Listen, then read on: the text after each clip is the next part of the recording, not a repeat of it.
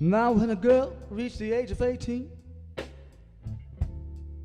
you know she began to think she's grown. And that's the kind of girl that you can never find at home. Come see me early in the morning, baby, by the break of day.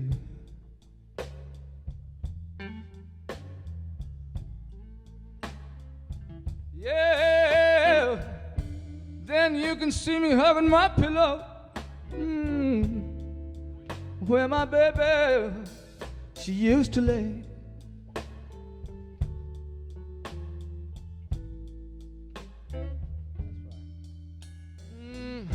One drink of wine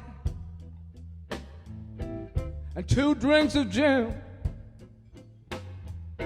You know that pretty young girl, she put me in the state I'm in. Come see me early in the morning, baby, by the break of day.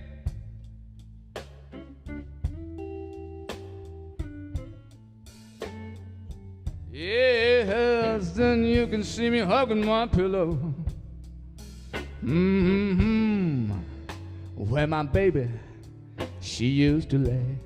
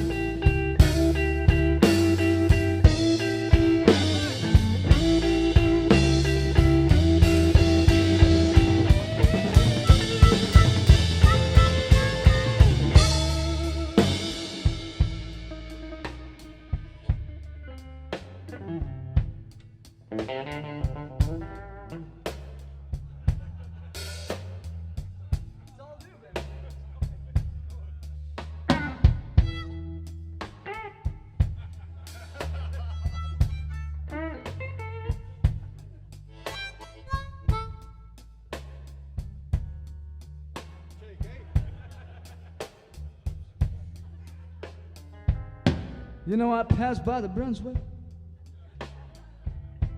and I peeked through that door. She was doing the boogie woogie right here in the middle of the dance floor.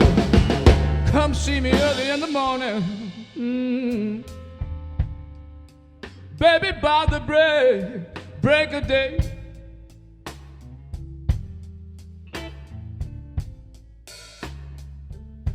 Yeah, then you can see me hugging my pillow. Hey.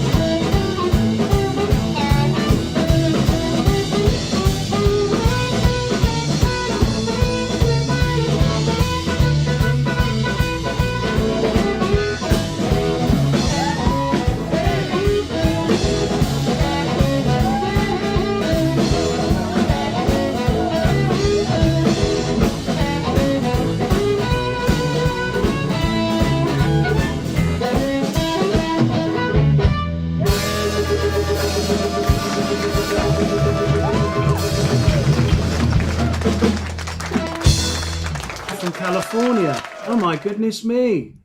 Who is this in the room? I recognize this person here. I haven't seen him for a long, long time. Ladies and gentlemen, look at this, Mr. Aki Kumar, all the way from San Jose. Woo-hoo-hoo! Hi, Hello, Aki. hello, How are hello. you, How you brother? doing? Yeah, we're good. How wonderful to see you. I haven't seen you in a long, long, long, long, long. Namaste. Great to see you. Namaste. Namaste. Likewise, my friend. Good to see you. So, what are you? What time is it where you are? It's got to be coming up It's lunchtime. too early o'clock.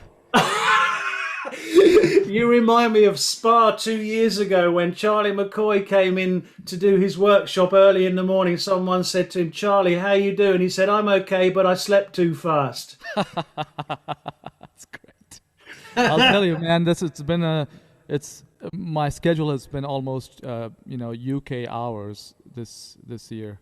It's weird. It's flipped. It's upside down, and so I had to make a special effort to wake up and do this. So you're welcome, Richard.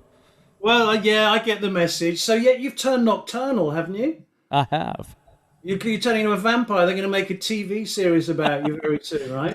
They ought to do a TV series about me anyway. Listen, guys, for those of you who don't know, there once upon a time, a long, long, long time ago, you can check this out on my website, harpsurgery.com.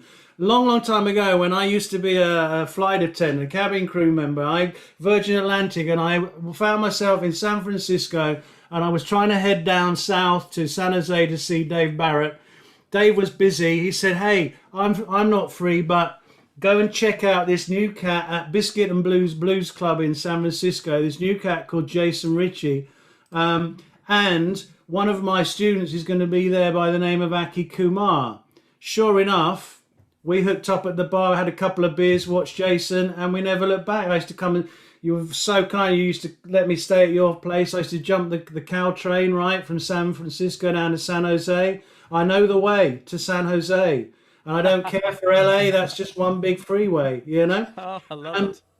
but yeah, and the lovely Rachel as well. Then you came over here to celebrate my big birthday. Dave Ferguson came up from Cape Town, right? Yes, indeed. And I'm just looking back. You were, wow, 2014, Harping by the Sea, #4. You very kindly came over all the way. We said we need someone who's a great exponent of Little Walter, all that stuff. And you were in a band at that time called TOT, Top of the, no, what was it called? Tip of the Tip of the Top. top. And they were phenomenal. And we got, and then you said one fine day we were coming back. I don't know if you'd done a duo with Johnny Lawton, but we were driving back to your place, and you just rolled out. You said, "I got something to tell you," and I said, "What's that?" You said, "I'm going professional." I was there that moment. You said then you suddenly, from having your day job and doing music, you went professional. Look at you now. What is it? Sony India on the record Oh, label? yeah, well, it's playing harmonica has yielded rich dividends. Obviously, look at me here in my garage. No, I mean, and all credit to you. You followed your roots and eked out all the Bollywood. Ina Mina Dika is top of my hit list. I have to say, I just love that. Kid Anderson on the guitar, and who was the drummer on that one? June core all the way through, man. The lovely Jim. These guys are bluesers, right? And they're Yes, all playing of in them. Bollywood. Phenomenal. Yeah, well, I mean, they play blues obviously, and for a living, many of them play in professional blues bands. But the reality is, all of them are great musicians, and if Right. you're a good musician, then you can put your mind to anything and play just whatever.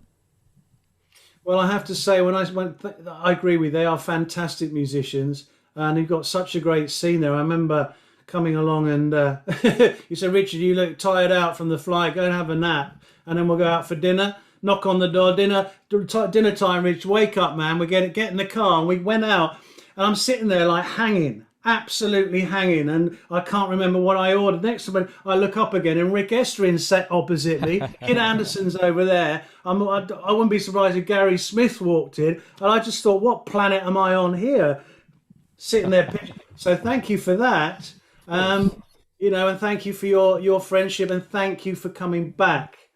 Hey, no, Because thank you for inviting me. This is great. I kind of needed this, and it really blows my mind as how professionally you guys have run this. This has been smooth sailing so far. I hope it's smooth sailing through my presentation. But thank you to you for leading the charge, and Trevor's been great. Working out all the technical details. He keeps telling me to check my original sound setting, and I'm like, Trevor, I play Bollywood blues. I have original sound. Uh-oh. They're really, I mean, we are blessed. We are blessed to have you here. We're blessed to have a team behind this this whole event, as wonderful as the guys, Paul as well, who was with me just a second ago. So, Aki, you, I believe, are going to tell us, before you do, okay, my bass player, all right, my bass player Simon, my bass player friend in the Blackjacks, remember? I just want to say that he probably refers to you as his harp player. Undoubtedly, he's a proper musician, I'm the harp player, right? Okay. And if I get, all that, we'll forget all getting said. But anyway, to this day, 11 years on from he always says his favourite moment was when you stepped up on stage and played with the Blackjacks. That's his one abiding moment. He said that was real West Coast or Chicago blues. And it just put the hair up on the back of his... And I saw you kept saying to me, can the drummer shuffle? Can the drummer shuffle? And Dale is probably one of the best shuffle drummers. He is, man. He played his butt off. And you know what? Can the drummer shuffle has led me to try to play drums. Really? During the last year, I've been trying to play a shuffle because I'm really obsessed with that shuffle. So thank you, Dale, for doing a great job. And you can see it on the Russ captured the moment on video when you could see, do I have to change my set a little bit to accommodate the lack of shuffle? As soon as that kicked in, you were grinning like you are right now. Yeah, I mean, it puts you at ease, right? You were on home base, weren't you, with that? Yeah. Without the rhythm, there ain't no blues. There's no blues. So what have you brought for us? What delights do you have for us? This your second visit to Harpin by the Sea. Well, this time, unlike last time, this time I'm happy to say I'm completely unprepared. So what I'm bringing to this presentation is just a very kind of informal talk about how I would go about adding some textures and flavor to a simple tune. And to keep it honest, I actually picked a tune that I just started playing. It's a simple melody. It's a song called You Are My Sunshine, which probably everybody knows. I really love the song. I've never really spent any time playing it on harp because it's not really a traditional blues. So I'm going to talk a little bit about how I just a couple of days ago have started to take this melody and add a few little techniques to kind of fill out the sound. So we'll spend some time on that, and whatever questions folks might have for me, my fashion sensibilities and such, I'm happy to. It's really, I want to keep it kind of Q&A esque, and if there's time, we'll feed the questions through to you. Cool. Yeah. And if there's time, I'll just talk about band leading. Although it's kind of weird to talk about it this year, given that everybody's staying at home. I meant to ask you. Victor, bless him, he's saying what I think we all assume is going to be common to everybody, and that's why we're here. We want to do our best to raise money to send to you to say thank you and double thank you and help you out at a time. I imagine you've got next to no chance of getting out and playing at the moment. No, I mean, other than live streams, which I can do some of them from home, but it's not the same. So I was teaching a whole class of year fives over here. We've got about 9 or 10-year-olds, and their class theme is India. They're elementary, primary school kids, and their theme is India.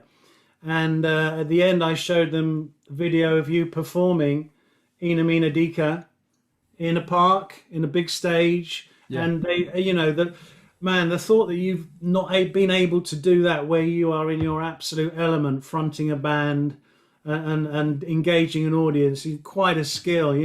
I feel for you, but hopefully it won't be too long. I hope so too. I mean, I would love to, come back visit you, have you visit me, and for all of us to jam together. And I also have to send you very special regards from somebody else that you may remember. He has four legs and his name begins with M. Oh, dear Monty. Monty. Hello, Monty. He did say, I hope Johnny Lawton's not coming because he starts growling when Johnny's around, mate. Do you remember that? Monty's my little dog. But yeah, Monty's quite good. He sends his love anyhow. He must be a harp player because he doesn't like a guitar player. So, no, exactly. No, he's a blues hound. He is a blues hound. But so not many gigs at the moment. No. But are you? What's the story on the Bollywood side of things? So I just released an album on Sony Music, and that's kind of, I'm still kind of, I haven't come off of that high yet. I'm pretty proud of that because I took all of this blues, Bollywood blues, and playing harmonica, really traditional style stuff, and released it as Indian pop, which to me was just, it tickles me that happened. And I released 3 music videos to go along with that. I have a new single coming out on Little Village as a follow-up. Is this the Zindagi? Zindagi, yeah. It's a very, Sorry, it's kind of like an...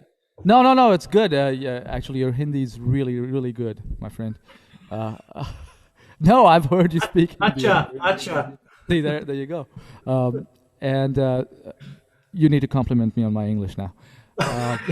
Oh yes, it's coming on nicely. A few of your adverbs are rough around the edges. Thank you.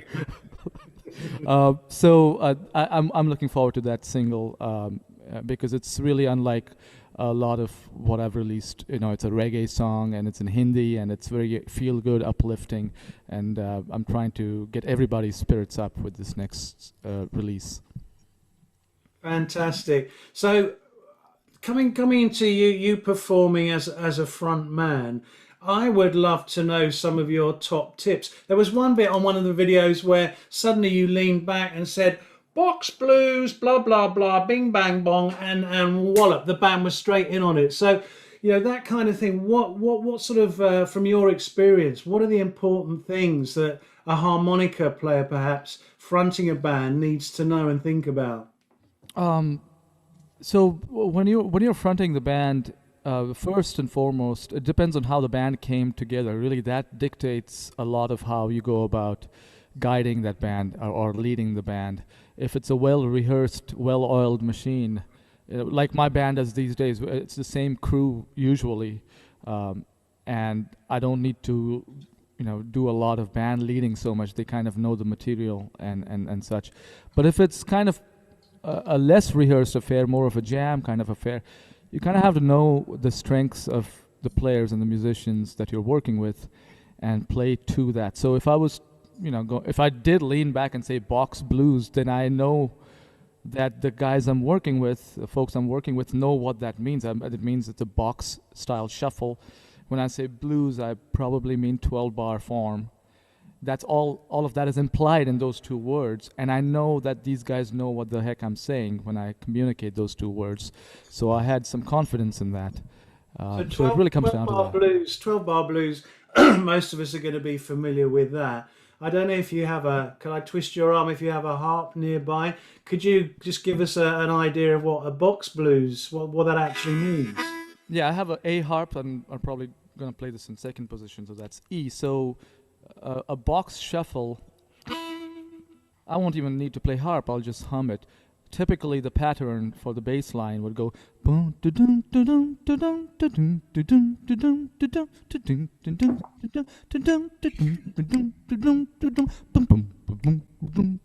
that's the chord change to the 4, right? And that's I think that's what I'd call an ascending box. You can go. So that's really what I think of as a box, and that's common lingo around here. Different people call these things different names and nomenclature and all that. The second one reminds me a bit of the second pattern there. It's not quite shuffle, but it reminds me of shaking all over. Shaking right, all so over. it's the same pattern, just a rhythmic variation. Right, so I find kind of a more straight kind of a feel on the drums.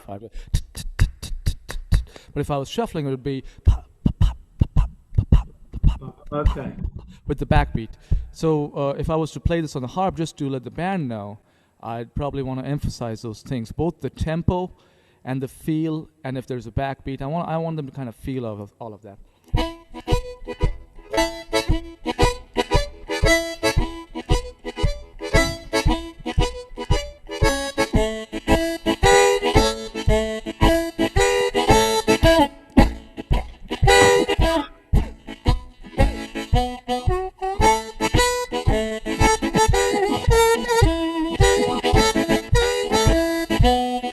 So that much, if you play something like that, even if you played like a fourth of what I played, most blues or blues-based bands or musicians wouldn't know where to go with that. So again, then in terms of fronting a band, I mean, do you have a way that you run through the song in your mind before you go into it? Yeah. You have specific signals? Yeah. Or, so what sort of things do we need to think about then? Lots of things. So, you got to think about the tempo for one thing. In my experience, different musicians, and this is just a human thing, we all have various interpretations of tempo. And we have various interpretations of feel. Unless you come from a common cultural base or you've been playing music together, laying it back versus playing on top of the beat. All these things have nuanced interpretations. So you kind of have to be specific in how you go about that. I know certain musicians in my, in the Bay Area, and I kind of know their strengths and I know their tendencies. So sometimes I call out a song. If I feel like a certain musician would tend to be on top of the beat, I might call it out a little slower than I typically would. Or if I feel like somebody lays it back, I'd call it out a little faster. So there's tempo that really needs to be conveyed. And however you do it, either you tap your foot or you play what I played or you sing it, but that's how you do it. And the thing with hand signals is, well, how are you going to start the song, right? So yeah, right. So how are you going to count in, and what signals is a band going to look for from you as they... So I kind of just drew out the 12-bar form just before. Well, I'm gonna back out then. If you want to No, you can. That's probably easier to see now. I'm Yeah. still here. Good, I can see you too. So for those of you who are watching from home on your TV screens, this is what a rough poor man's 12-bar blues looks like. I hope you guys are mostly familiar with the pattern here. It's 4 measures of the 1 chord, 2 of the 4. All right, starting from here, I suppose.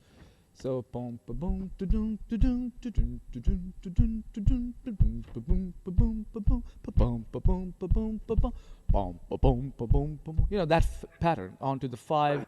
So the question is, when you're playing your song, everybody understands it. Where do they come in? Where does the bands come in? You can tell them that come in on the top, come in on the head, come in on the 1, and you can count out the song to lead them into that. So you go 1, a 2, a 1, 2, 3, and bum, ba boom, ba boom. Now that's typically how I do it with my band on a jam kind of like a song, which works almost every time.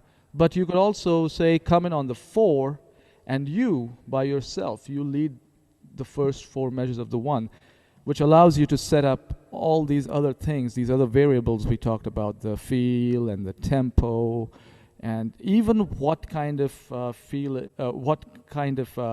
groove it is. You don't even have to tell them it's a shuffle if all you do is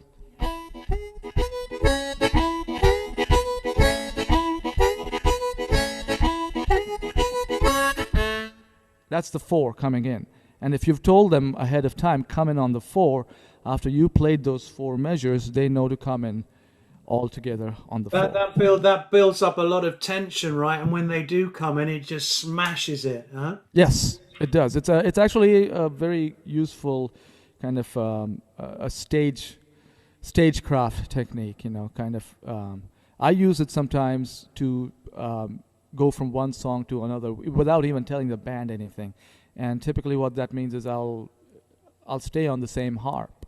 I may switch positions and just yell out the key to them, but then I start playing the pattern and they know when to come in on the 4 just because of the feel with which I'm playing. Which reminds me that don't forget to tell them the key of the song. Just because you have a particular harmonica in your hand doesn't mean they know which one it is or which position you're going to play it in. So please be sure to let them know what the key is. This is very important. If they tell you the key, ignore them. But if you tell them the key, that's all right. Hey, it's your band. They don't tell you nothing. All right? You tell them. So, you tell them the key and make sure you yell it out nice and clear. C can sound like G. G can sound like E. All of these can sound like D. Everything's an E sound unless it's an A. Right? So, be sure that you can cut through all of the confusion. If you have to use hand signals, tell them it's a C or something, be explicit about that. Or say C for cat or G, Gandhi, whatever. Make sure they understand that we're in the same key. The last thing you want is to set up this beautiful song, with this wonderful intro, and you say, come in on the 4, and people come in on the 4, and it's the wrong key. No, that's... Aki, I remember being in Havana. I don't speak Spanish, right? And the band said, well, you could see they were saying, well, what key is it? And I was going, C for Charlie, C for Charlie. And they go, ¿Qué? ¿Qué? I went, Carlos. So they went, ah! I love it. Yeah, use regional contexts wherever possible. Surely. You remind me also, that whole point, the way you said, come in there, unaccompanied, and then when you go to the 4, it just lifts the audience. I remember with so Light and Shade comes into it also, and I know that there was something Stagecraft that Jerome Godbout showed us when he came over from Toronto, and he was playing some of his Cajun stuff where the whole band would just cut out, and it was just him and the drummer just doing a riff on it. Yeah. And then he would suddenly go for it, stretch it and stretch it and stretch it, and then wham! When the band came in again, it just same kind of deal. So texture, light and dynamics, right there. I mean, what you described is dynamics, and in this case, it sounds like he employed dynamics by just taking away part of the band, which is really cool because it highlights the parts that you are showcasing, which is harp and drums. And then it also, when you bring back the other elements, it just showcases them and makes the whole thing really... I've seen Rod Piazza do this live, and it's extremely effective and very powerful. Exactly. And when you, I think, were you going to just give us some ideas about how to texture your sound? Or I was, but before I do that real quick, because you mentioned this about starting the song, there's a couple more ways that I want to quickly touch upon, because... starting from the 1 is cool, starting from the 4 is cool, but sometimes coming in from the 5 is also cool. So when I say that again, just to remind everybody, there is a 5. There we go. There's a 5 chord here, right? And that's about the only appearance it makes on a typical 12 bar, unless sometimes the turnaround too. But if you listen to a song like Little Junior Parker's Next Time You See Me, the opening riff usually that's played as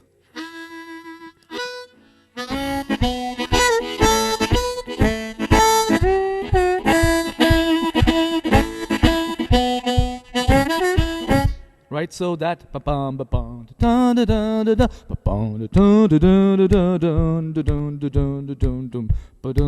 next time you see me, that next time you see me comes in on the 1 right there, right? So what happened before that? Well, I started out from the 5, and if you have a good band that knows these things and can hear what you're playing and is well versed with the Chicago blues vocabulary or blues vocabulary, since I'm a traditional player, then traditional kind of a blues vocabulary, then they'll instantly recognize what chord you're on.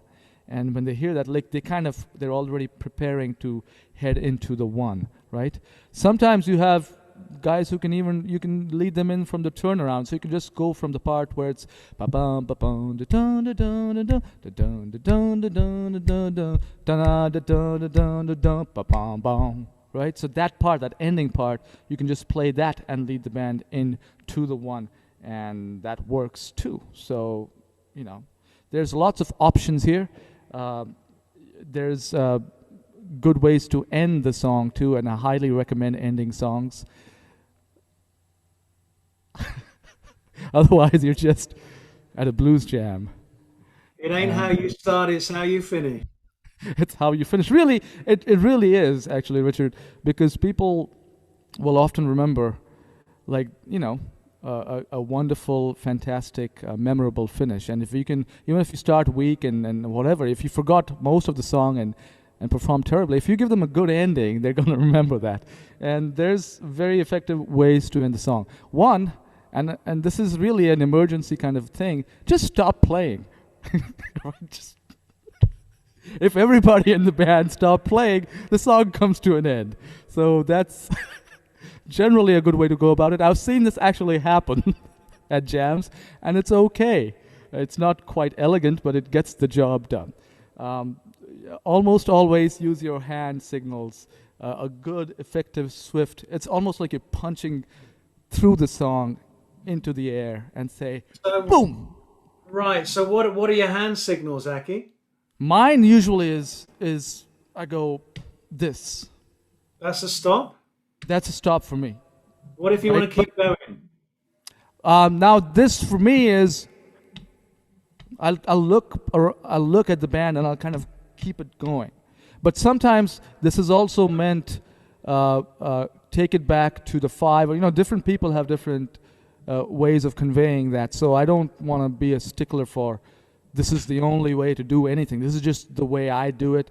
Usually I'm very animated about these things, or I even yell it out to the drummer, who really I think is the engine behind all of this. If the drummer comes to a stop, or if the drummer leads something, that's it. That's where the band's going. So typically I'm talking to the drummer with all of these hand signals. And I'll just say, keep it going.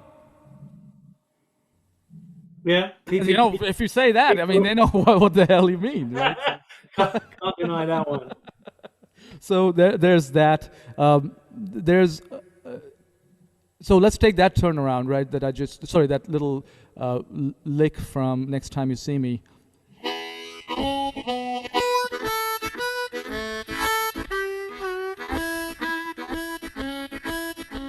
So those are the chords that I was just signaling, so everybody knows what I'm playing. Now there's one way to end the song with a break, which is a good, memorable way, so the audience also knows that, hey, this is where the end is.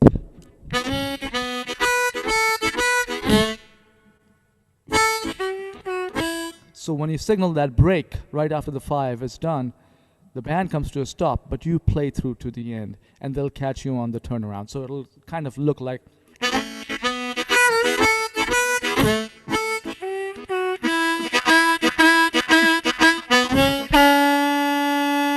And that's where the band plays all those swishy things, those, you know, right, extravagant things to make it clear that the end is near, right? So that's what I would do typically, or you could stop on the 4.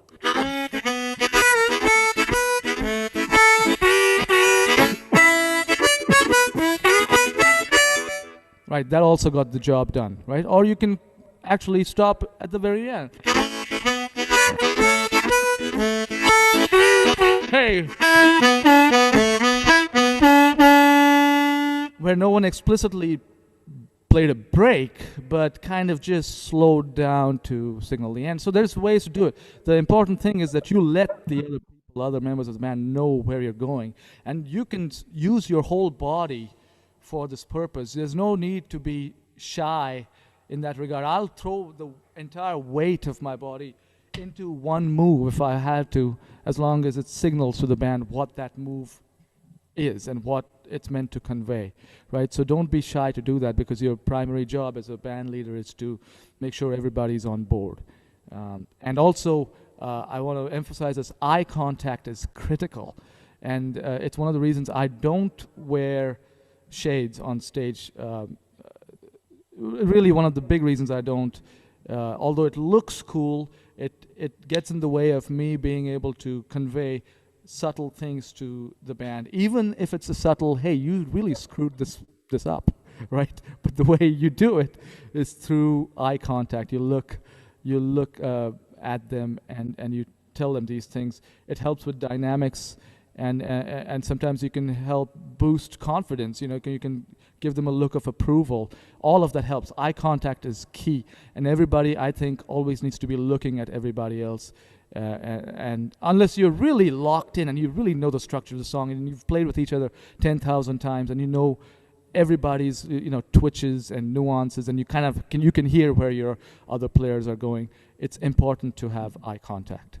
Anyway, Johnny, sorry, Aki, someone's put in here, the drummer is the one who sets the rules, the beginning, the ending. Anyway, the time you spend playing with a band is what really makes the difference.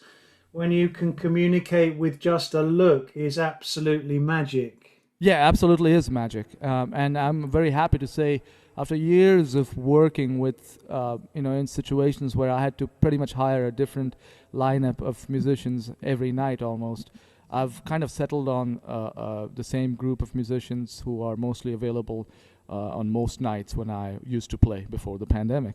And that makes life easy. It really does make life easy. But that said, I also kind of try to keep it real for myself just by hosting a blues jam every week. Or I used to, again. This is in the past. So when you do that, you lose all those luxuries of a stable, established band, and all those communications kind of break down because you're working with different musicians every 15 minutes, right? And when, sorry, Aki. Go ahead. No, go ahead. Interrupting you there. Talking of drummers, I like it. I've seen it with June, and forgive me, who's the drummer I saw you play with who's now with Rick Estrin and the Nightcats?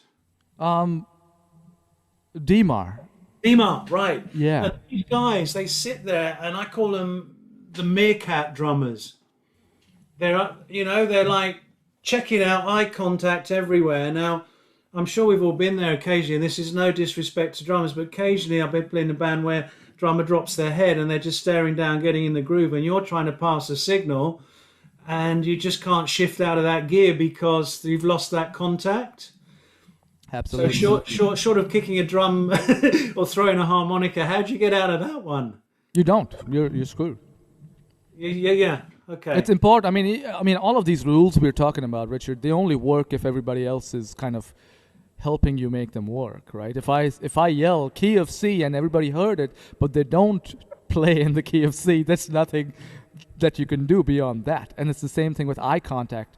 You could be making eye contact. If they're not making eye contact with you, it's game over for the song. So hopefully you are hiring competent professional folks who know these rules, or folks who want to learn quickly on the job and learn how band dynamics work.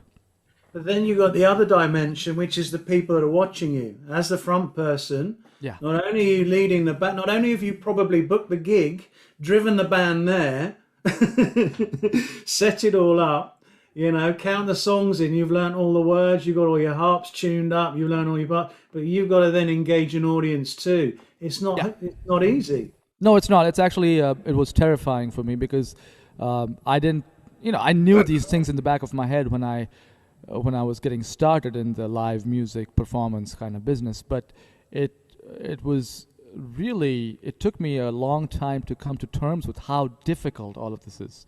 And you kind of have to have a much bigger personality or develop one that overcomes just about any kind of obstacle that might come across your way during a show or a performance. Just kind of bulldoze your way through that.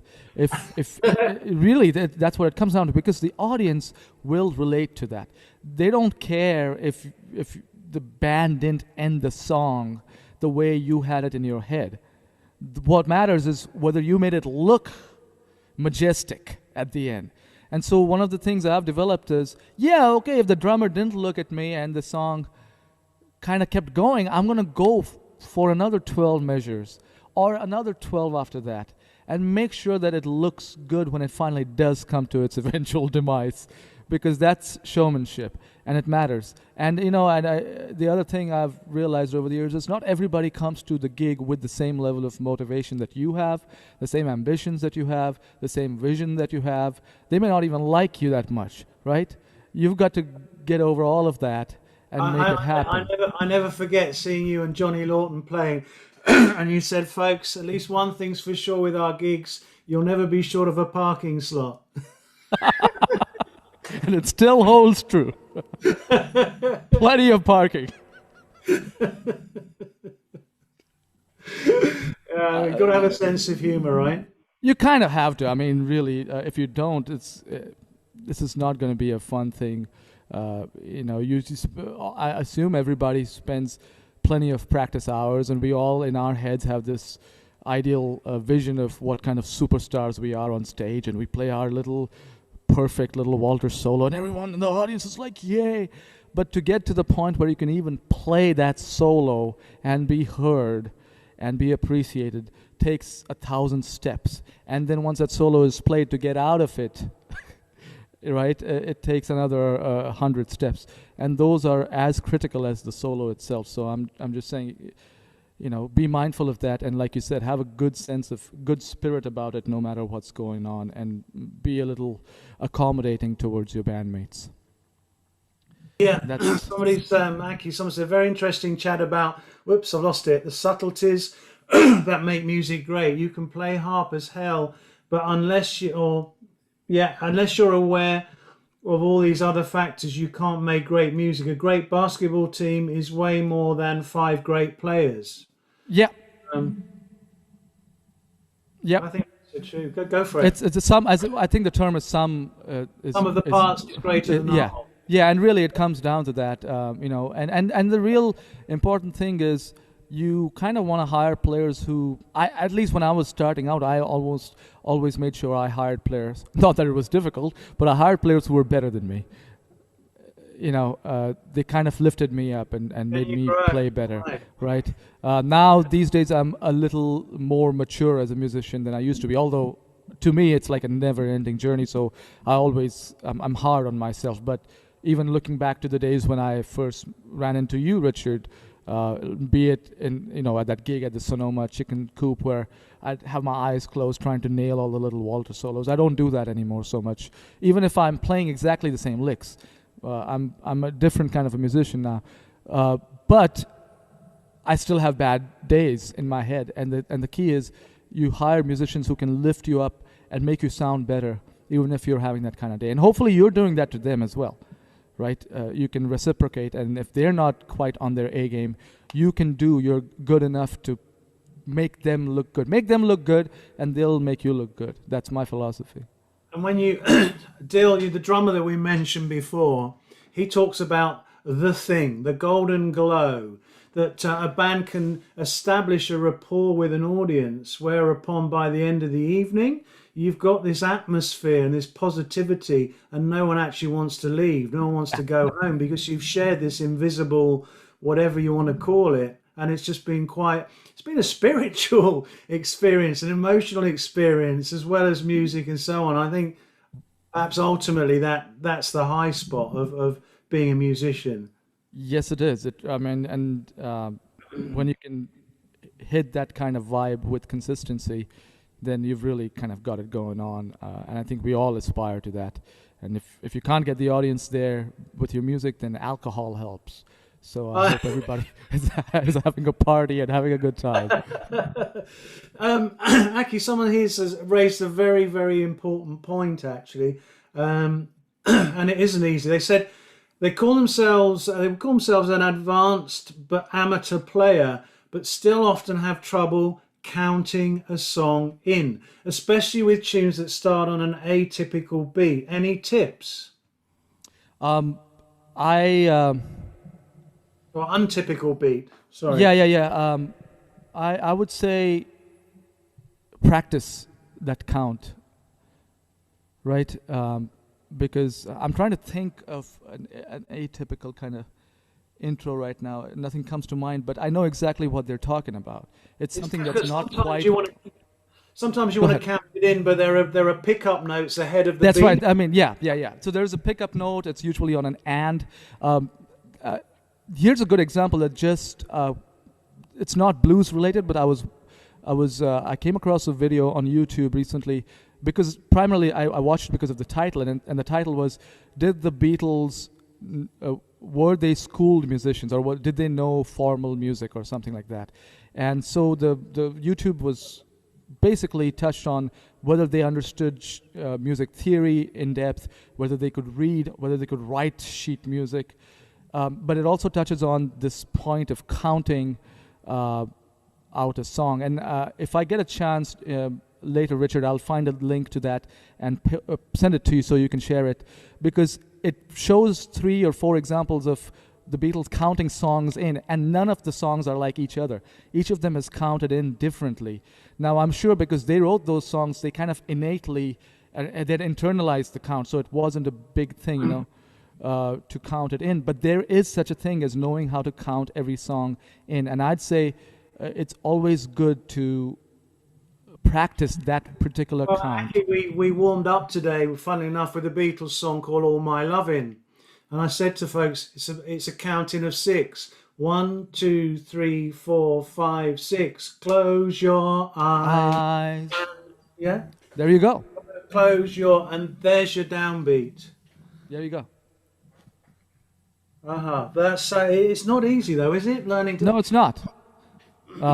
Sometimes it comes in on an and on the song that I'm about to release next week. I've been practicing it with the band just so I can count it in, and it's like 1, 2, 1 and bum bum bum. So that 1, 2, 3 and bum. So there's an and, and so I make sure I emphasize that when I count it in. This is something I've been working on just for myself on that one song, because it's not like the other songs. It's not like a 12-bar blues shuffle. So you kind of have to pay attention to that. And what about the actual tempo of the song? Do you kind of run the words through your mind? Or how do Yes, I sing it in my head. This is also important because the last thing for me is that I have certain comfort zones with singing as far as tempo. I typically don't have a powerful voice that can hold long sustains with big vibrato. So if I'm calling out a song slower than usual, that means I have to do more work holding these notes out as I sing. So tempo is key to me. So what I'll do is I'll sing it in my head just beforehand. Even that takes practice to kind of cut out the noise that's around you and be able to just focus your mind for 2 seconds on the intro to a song or whatever part of the song that'll give you the tempo. It takes practice, and it's something that I would encourage that folks should practice. Now, all of this, I'm saying, assuming that you're not one of those natural freaks of nature that knows how to do these things by default. And I really mean that there are people out there who just do this. They don't think about these things because they're just born with whatever you want to call it, the gift or whatever, predisposition. That's not who I'm talking about. They don't need to work so hard. I do, and I try to. Yeah, someone exactly. I'm going to ask you about. You said you run the song through you sing it through your mind. I'm going to ask you about singing as well, being a frontman, playing harmonica in a second. You may have to remind me, but someone here's put. Speaking of humour, Bill, Mr. Stress Miller, sadly gone now, used to end his set saying, "The bar is still open, and remember, the more you drink, the better we sound." And the better you dance. There's someone from YouTube says, hi, big shout out to everybody who's joining us on YouTube today. Amy, not Amy, sorry, mistype. Any tips when playing with an electric mic for tone and sound? When you say electric mic, I'm assuming they mean your typical. A harp mic, I guess. Yeah. I mean, there's tons of tips with regard to that, and that's like a few hours of conversation at least in itself. So I would say, given that I'm not a gearhead, my general approach is I pick a microphone that gives me good enough sound through most amplifiers. I have about 3 or 4 what I'd call decent harp amplifiers, tube amplifiers, if I'm selecting a microphone to buy, I haven't purchased a mic in a while because I'm happy with the ones I've got. But if I had to buy a new one, I'd typically test it through these amps and go, am I happy generally with the tone? I've never been a stickler for one specific kind of tone. I generally prefer it to be fat and sweet, like a nice combination of those two things. And typically all the rules that that get talked about, have a good airtight cup around the microphone if you can. That's very important if you want to get that deep Chicago kind of tone. But also not having a very tight cup is also useful in adding textural variety to your sound. Having a little bit of distance of from the surface of the microphone as you hold it with the harmonica, just having a little air pocket is useful in helping build a little bit of tone. But all of that is, like I said, it's in-depth study. And for somebody like me, it took a lot of time to learn how to even grip a bullet mic with two fingers, resting like this, and then holding the harmonica in these two fingers with the thumb, and then being able to do this on top of that. That took a lot of practice. Without even plugging into the amp, I would spend time just trying to hold the damn thing. And so, there is definitely a lot to talk about there. Since I come from like the Dave Barrett kind of school of playing amplified, I'd say definitely check out David Barrett's advice on bluesharmonica.com about so this. Whole topic for debate or discussion. Yeah. You're taking the questions are starting to roll in. Aki, do I take it you'd be happy to chat to folks afterwards in the breakout room if Absolutely. they're yeah, that would be amazing if you would. Mario says, how do you... Oh, no, sorry, I beg your pardon. Nick says, this is another big topic. What's your take on tongue blocking versus lip pursing? Are they both compatible with playing traditional blues? I'm speaking as a lip purser who tongue blocks octaves only. Yeah, I think whatever gets you good tone and gets the job done is good. I am an exclusive tongue blocker these days. I've kind of almost forgotten how to lip purse effectively. I can do it, but I've lost my precision on bends and stuff, and it's always on my to-do list to get back to lip pursing. There's certain things you can do really well with lip pursing. For me, I want to play Junior Wells style things, which you can only really do with lip pursing. There's a certain level of speed and precision that comes easier with lip pursing, which isn't to say that you can't play fast and such with tongue block. Use what you need to use to get the job done and sound effective. If you want to play like big Walter Horton, you want a tongue block. You're not going to get that sound otherwise the way it was done. But if you don't, then play any way you want. The only thing I'd say is this: you can lip purse and get really good tone. I know this for a fact because I watched somebody that David Barrett, who taught me, make the switch, make the transition from lip purse to tongue block, and he would play certain licks and it would be difficult to tell the two apart. So it's not really that you can't get great tone with lip purse, as long as you stick enough of the harmonica into your mouth. More harp in mouth will get you good tone. Just use the technique that gets the job done. Lovely. Now, you mentioned you used to run probably 2 or 3 even jam sessions during the week up until recently. Someone here's asking, Mario, how do you treat harmonica beginners you spot in the audience? Do you talk to them, motivate them to get them on stage and play a song?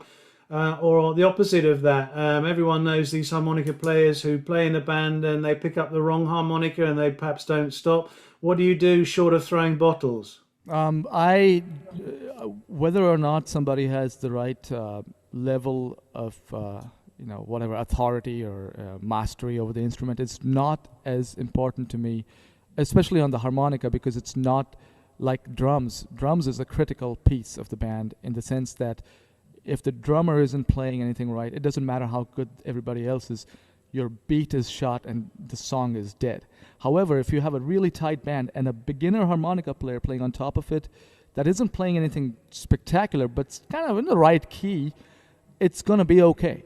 So when it comes to harmonica, I'm not really a stickler for whether somebody is a beginner or really intermediate or master. What's important is whether they have good attitude. If you're running a blues jam, Do they have good attitude? Are they going to get along with everybody?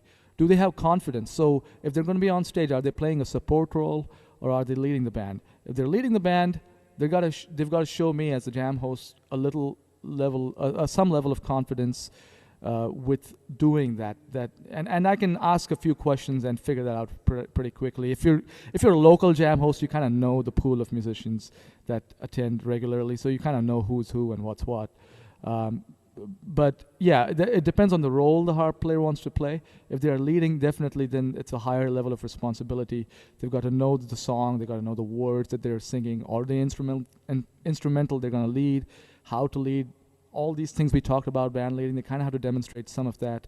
And I'll give everybody one shot to see where they're at, and see how they perform, if they're graceful about it. Failing is okay in my book, as long as you do it gracefully and you understand that it's a learning experience. That's really what blues jams are about. They're a learning experience. I always say to my school kids, teaching them, I say, guys, listen, making mistakes, they're our best friends, they're our best teachers, Hey, I made a whole career out of it. I'm keeping an eye on the clock. I don't want to let you go. I didn't want to let Victor go, because seeing you guys again is just such an absolute thrill. But Aki, I'm looking at 3 general questions, and everyone's very complimentary about your insights into things. 3 things. One, I mentioned about learning to sing as a front person, because I consider myself a harmonica player that also sings, rather than a singer who also plays harmonica. I think you a harmonica and a singer in equal measure. That's one thing. Someone's asking about how to add colour to your acoustic sound, and then someone else is asking the nuances of traditional Indian and or Bollywood music different to Western music, like scales, rhythms, chords, and so on there. Because we often hear, don't we, about the micro bend in 5 being relevant in Asian music, but not perhaps in Western music. So 3 things to throw at you there. Okay, well, I'll start with the last one. The Bollywood blues genre that I've kind of gotten infamous for, is really it's not as based in real traditional Indian music like Hindustani or Carnatic, although there are many elements of that in it. So for me, it's a far easier thing to take songs from the 50s and 60s Bollywood genre and kind of fuse them with blues, because a lot of those songs were already fusion efforts of sorts, fusion between Indian and Western music, right? So in Indian real traditional music, as far as I know, there's no concept of chords. It's ragas or scale-driven music is what it is. So the process of injecting chords into this and creating these compositions itself is an act of fusion.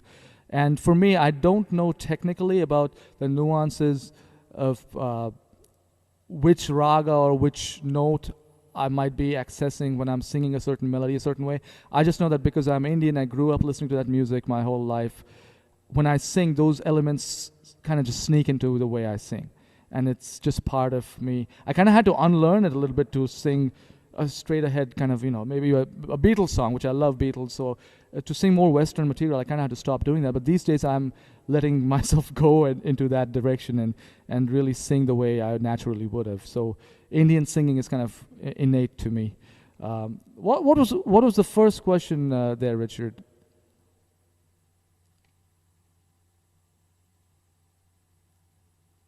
Before the color your tone acoustically part.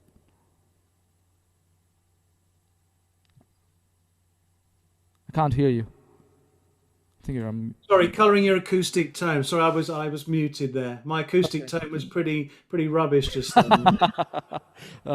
Was there a question before that particular one?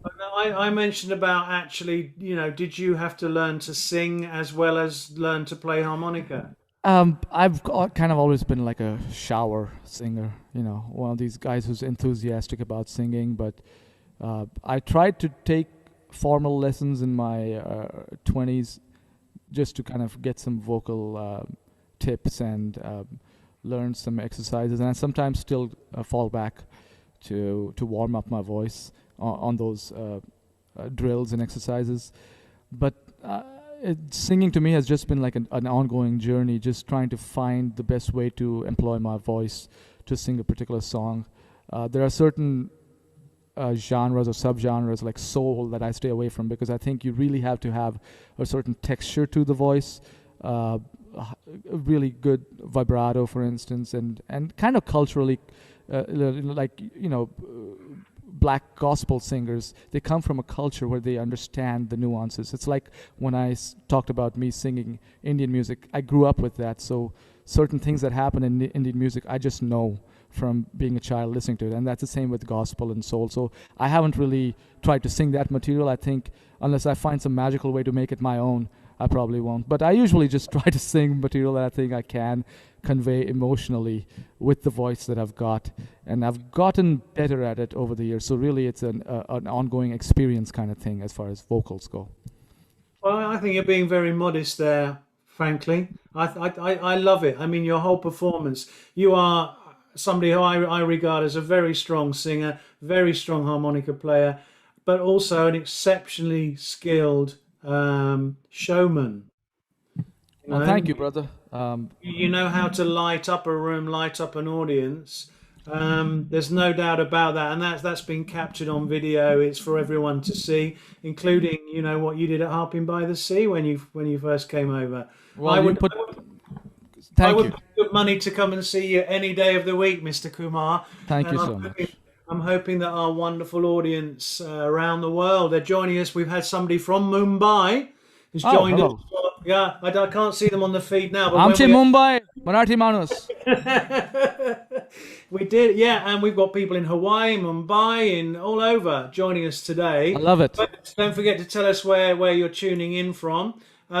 So yeah, someone else is then asking, you know, what do you think about when you need to add texture and color to your playing?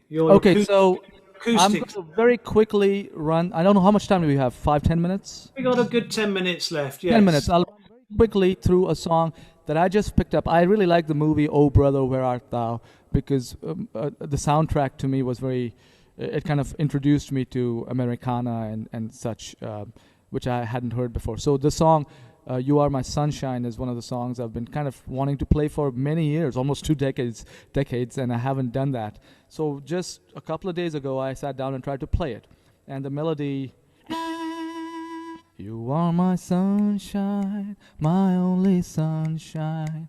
You make me happy when skies are gray. I think that's the words. You'll never know, dear, how much I love you. Please don't take my sunshine away. I think most folks know this song, or at least are familiar with this melody, right? So it's a straightforward thing. I'm going to play this in second position with very few effects and embellishments, as much as I can.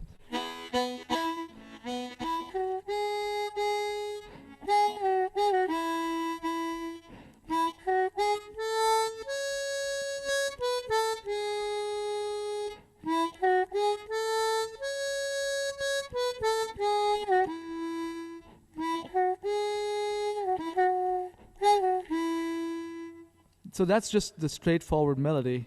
And believe it or not, it took me some time to play this without adding effects, because adding articulation and different hand effects and stuff is so natural to me now that I have to kind of think about not doing that, right? So what I mean is, what would I do to add more weight or depth or flavor to this, right?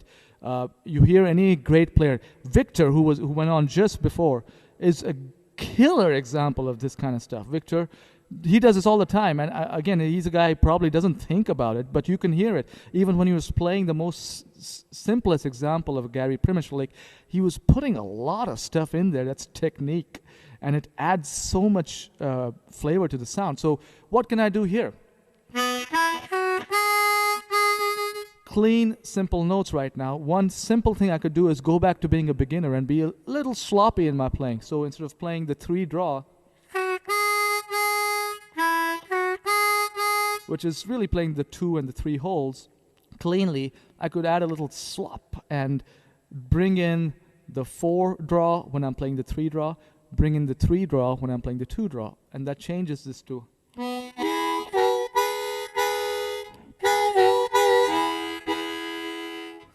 right? This is a simple thing, almost kind of unlearning the precision of playing single notes, but it adds weight to the sound. It adds this folksiness to the sound, and I think it's very effective. So then I can do this on the blow notes as well. If I'm playing 4 blow, I'll add in a little bit of 5. If I'm playing 5 blow, I'll add in a little bit of 6.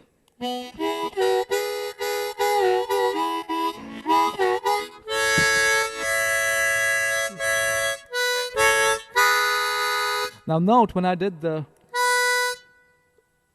4 inhale, I kind of didn't also bring in the 5 draw, because when you're playing these kinds of neighborhood holes, you kind of have to keep, it's good to have a good ear, but you kind of be aware of chords and what notes you're playing next to each other. So on certain, because of the way the harmonica is tuned, certain notes next to each other sound fine over certain chords, certain notes do not. And it's good to... if you drew that 5, typically if you drew the 5 draw over something that's perhaps a major pentatonic, it's going to grind the gears somewhat, isn't it? Yeah, in this case, I think playing that, you're playing that over the 4 of the song. The melody kind of, you're on the 4 of the song, and you're kind of playing the 4 of the 4, and even the 2 of the 4, something like that. And those two, to my ear, they don't jive. So I would avoid that. But again, you can play, if you are effective, you can play bad notes, right? If you were playing up the same melody up top and playing like a complete beginner, no precision at all,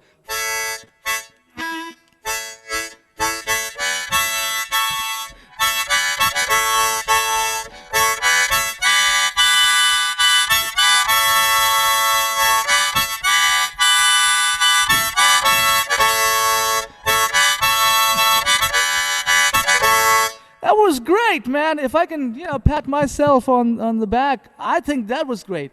And I played unlike how I would play normally at a gig, because I'd go, well, that's sloppy. No, it was great. You got the job done. So even if certain... someone else is, I was about to say myself, that reminded me of Bob Dylan, but I pretend I didn't say that. Okay, I have written Dylan in my notes here. Absolutely. I think Bob Dylan was great in getting the job done. And so that just, and Jimmy Reed, another great guy, I think technically considered sometimes unsophisticated, I think technically great, because he employed all of these things. Aki, we have Son of Dave in the room, who you know from probably from Blowout. He said he's just recorded that, and he's going to send that off to Sony. Oh no, I want to keep my contract, Son of Dave. Don't sabotage it.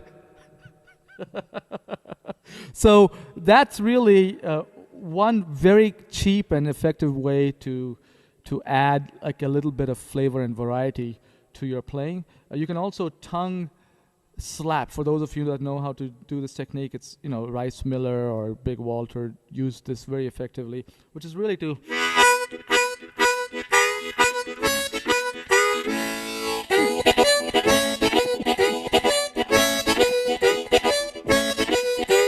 that pop, pop, pop, pop, pop, using the tongue to slap the face of the harp. Well, on this song, I kind of would do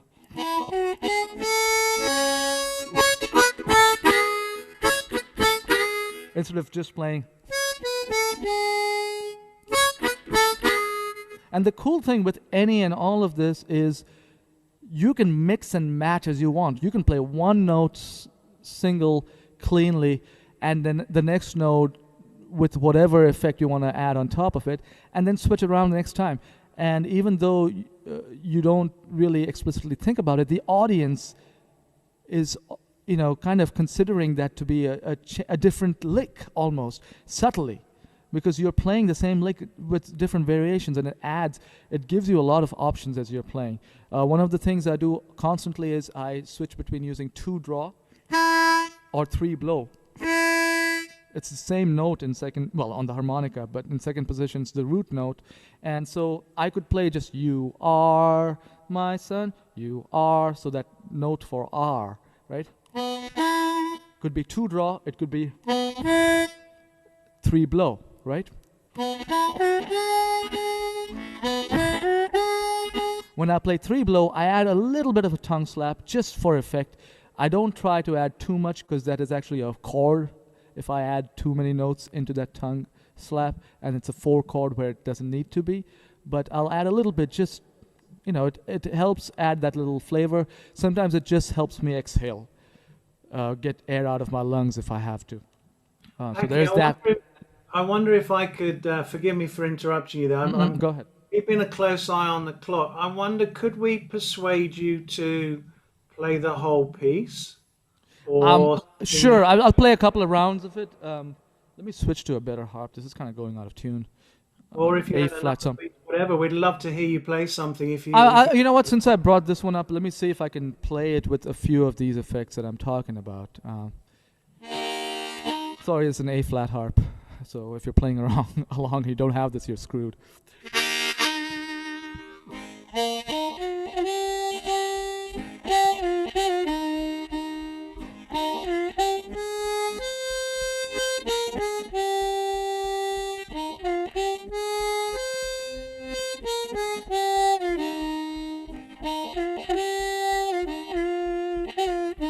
Throw in some octaves.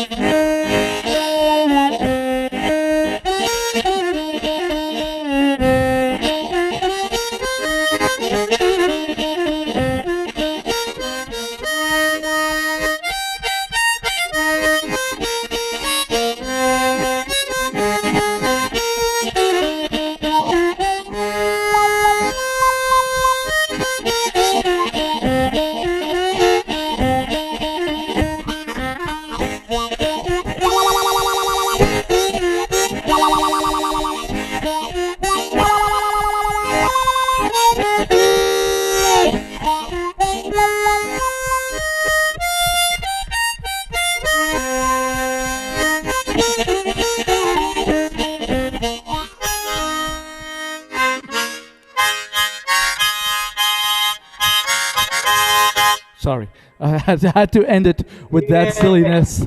But I threw in a few of the things that I'm talking about, hand effects and octaves and stuff. And the song is very new to me, so as I spend more time with it, I'm gonna kind of get a better grip on the melody and know where to do what. But this is the process. I tell you what, here's high praise. There's somebody.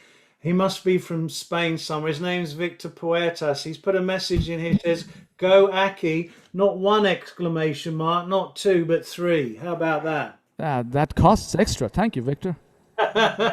Aki, so someone's put here, Son of Day wants an Aki Kumar t-shirt. On your website is akikumar.com, am I correct? Yes, you can, but I'm sold out of, all I have is extra small children's size t-shirts left, so we're going to have to move on in a second, Aki, but I want to say on behalf of everybody here, on everybody out there in YouTube land, everybody all around the world is tuned in, thank you so much for bringing us your music and your love, your glorious personality. It would not have been the same without you joining in, and thank goodness in some way there's a silver lining to this quandary we're all in, that we've had an opportunity to get together again, and I would really implore everybody to show their appreciation.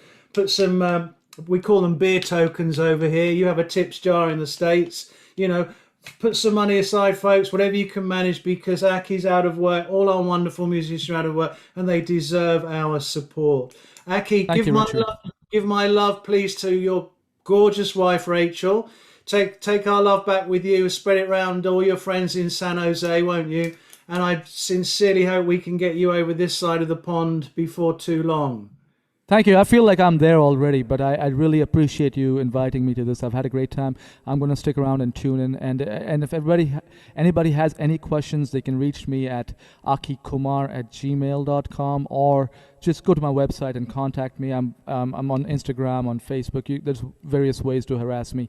I'm happy to field questions. I don't charge. I'm just happy to spread the love. And hey, if you would please, everybody that's tuned in, check out my new single. It's coming out on the 12th of February. It's called Zindagi, and no harmonica, unfortunately, but I think you might just enjoy it, even though it doesn't have harp on it. Wonderful, Aki. I'm sure there's loads of people would like to meet you in the bar now. It is a dry bar, unfortunately. You have to take your own drinks. However, God bless you, and thank you so much for joining us. A round of applause for Mr. Aki Kumar, ladies and gentlemen, from all around the world. Woo, woo, woo, woo, woo, woo.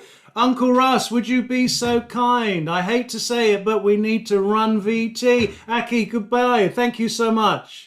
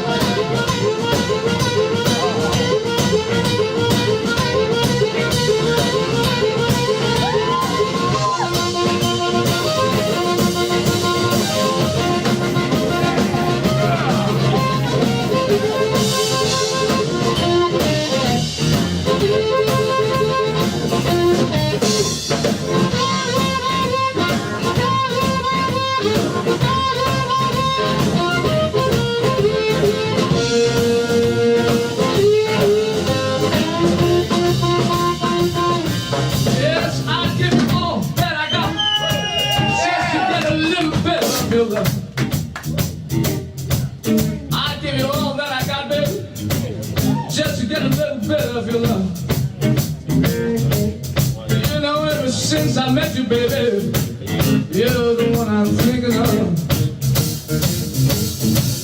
'Cause the way that you walk, you shake like a willow. You know what I'm talking about? Yeah, the way that you walk, shake like a willow. You're such a fine looking pair. Yeah, you're gonna make a fool out of me. I said, let me love you, baby. Let me love you, baby. Let me love you, baby. Let me love you, baby. Let me love you, pretty baby. Oh, till it drives me crazy. Let me love you, baby. Let me love you, baby. Let me love you, baby. Let me love you, baby. Let me love you, baby. Let me love you, baby. Let me love you, baby. Let me love you, baby. Till it drives me crazy. You try to get close to that. Let me love you, baby. Let me love you, baby. Let me love you, baby. Let me love you, baby. Let me love you, baby. Let me love you, baby. Let me love you, baby. Till it drives me crazy. Let's go, let's go.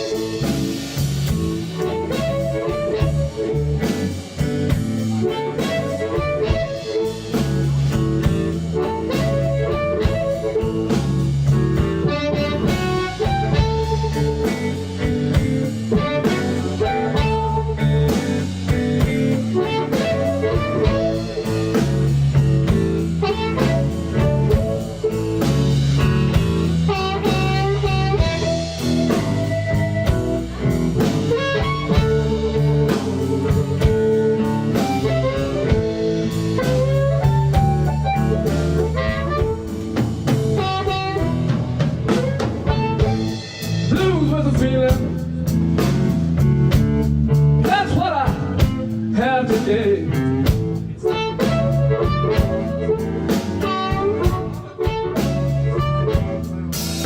Blues with a feeling. Oh, that's what I have today.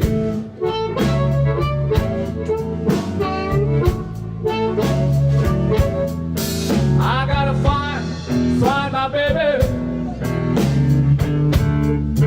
If it takes both night and day.